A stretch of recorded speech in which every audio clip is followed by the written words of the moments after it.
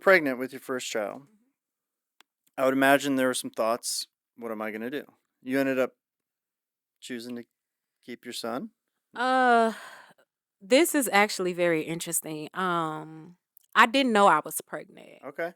Uh, so apparently I had gotten pregnant July 96.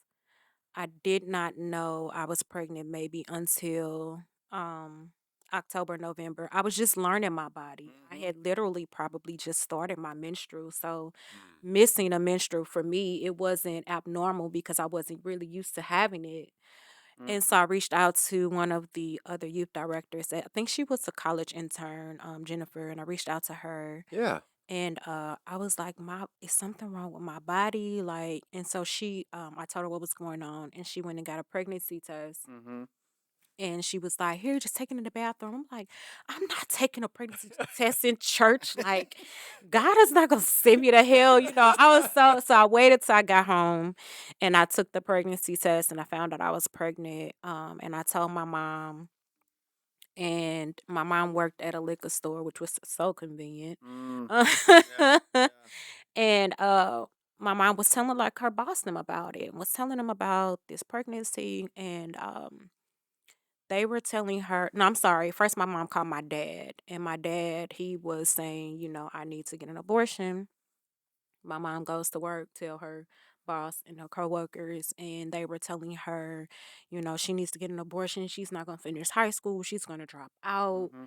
And so when my mom came home and told me that, in my mind immediately it was like, I got to have this baby because I have to prove to them that I'm not statistical. Mm-hmm. And then they were telling my mom that by the time I was 21, I was going to have 4 kids. They're just putting Actually, goals I in. was 32 when I had four. So it sounds like for you, you were receiving those as kind of like personal goals. Like, hey, I had to yeah, at that point. I yeah. had a point to prove, because, and I don't want to say I was I don't want to say I was the smartest out of the kids in our house, but I will say I was the more determined. I knew what I wanted to do. I Mm-hmm. knew I wanted to go to college. I knew I wanted to be a doctor. I had it all laid out. Mm-hmm. Mm. And so for them to say I was not going to do this, it was like, we'll just wait and see. I still graduated on time. Mm-hmm.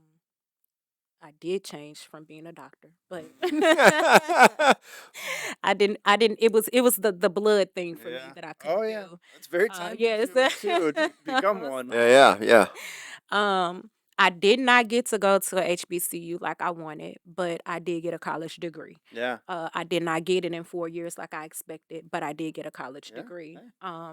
And I think that's kind of the point that everybody was missing or missed in life, period. Like, you may not get the things that you want at the timeline that you think that you want to have it, but graduating with a degree at 21 is just as important as graduating with a degree at 35. Yeah. Amen. So, that Same. was that. It was just the determination of just trying to prove to everybody Yeah. that I can raise this kid. I was working by the time I was 16. Mm-hmm. I moved out by the time a week before I turned 18, so like 17-ish, 18. I moved out, took care of my child, did what I needed to do, stayed out of trouble. Mm-hmm. So for me, again, it was just trying to prove to people, like, you don't get to tell me what happens with my life because of Right. decisions that I Right. choose to make. Wow. That's amazing. Yeah. All right. Yeah, I was just trying to, because like I said, we were talking about having to choose a protector. That's a big decision. What to do with the baby. That's a huge decision. Did you? I mean, I would imagine you had someone giving you something, anything, friends, My teachers, godmother, godmother. um, my godmother was very, very active Yeah. in my life. At that time, I did not have a relationship. Me and my father are thick as thieves today. Yeah. But back then, me and my dad, we did not have a relationship. And it was just the interference of my grandmother and my mother. It was a whole lot of whatever. Mm-hmm. But so me and my dad, we didn't have a relationship then. But if I needed anything, I knew I could call my dad and get it. Okay. I would just have to break my ego, which was something that I wasn't willing to do. Mm-hmm. I've always been a very prideful person, and my ego does get me in trouble sometimes.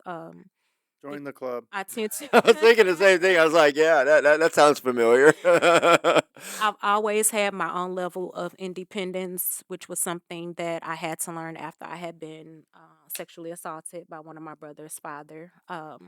So when I went and told my mom that, it was like she didn't believe me type thing. But that could have also been her own insecurity because that's how she gets to hold on to this man because she can make everything about me disappear or not address it. Mm-hmm. So there were a lot of things I found out about my mom as I got older and learned things about myself. Yeah. Yeah. So, my godmother, however, she when I before I came to Third Baptist and after I left Third Baptist, I went to my home church, which is Calvary Missionary Baptist Church, which is where my godmother was the minister of music. Hey, thanks for watching this short with us today. And if you like it, check out our full episodes on our channel and website. We'll put those in the links below. And as always, Scott, Like and subscribe, or subscribe and then like, whatever order you want, really. whatever order you like. Yeah. Thanks.